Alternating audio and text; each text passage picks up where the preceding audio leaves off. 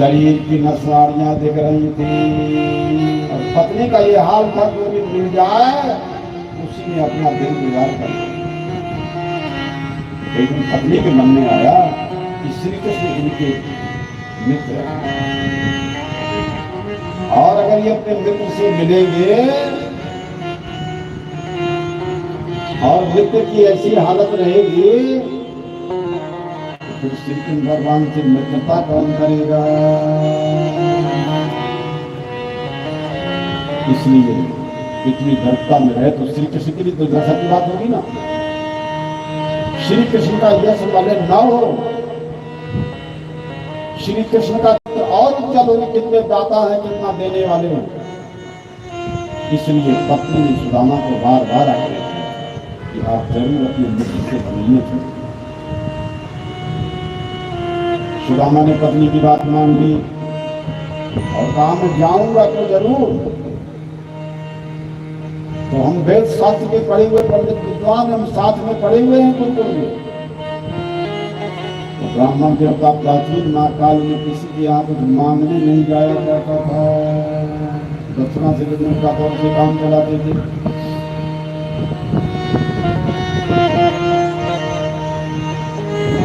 और भगवान ने अपने ऋषि के साथ वे ब्राह्मण भी थे, ऋषि भी थे और गृहस्थ भी थे। सुदामा तीनों धर्म सुदामा में मान नहीं सकते। पत्नी ने बार बार आग्रह किया तो सुदामा के अंदर श्री कृष्ण को देने की मन में इच्छा जरूर पैदा हो गई।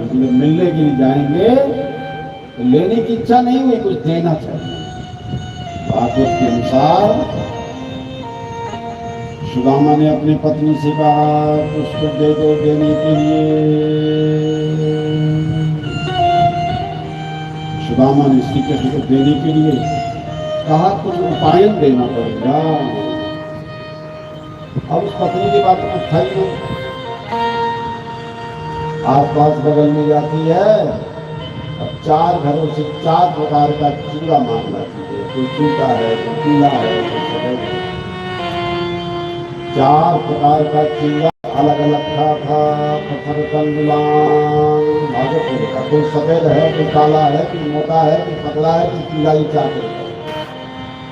पत्नी ने उस चिवड़े को एक फटे पुराने कपड़े में बांध दिया। गरीब का इतिहास हो गया।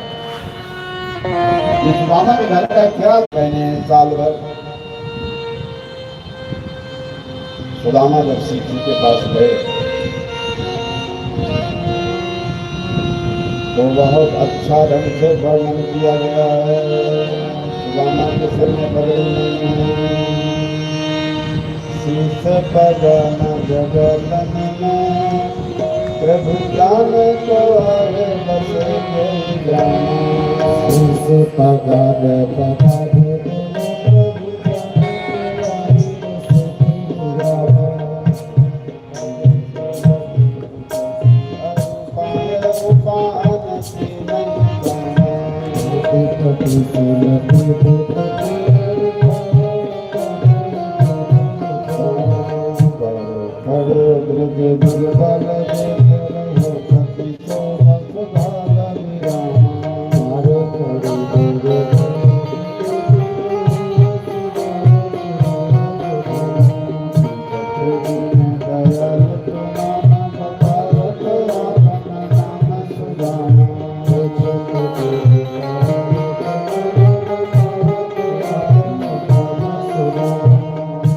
पगड़ी नहीं, कोई वस्त्र भी नहीं, पांव में चप्पल जूता भी नहीं।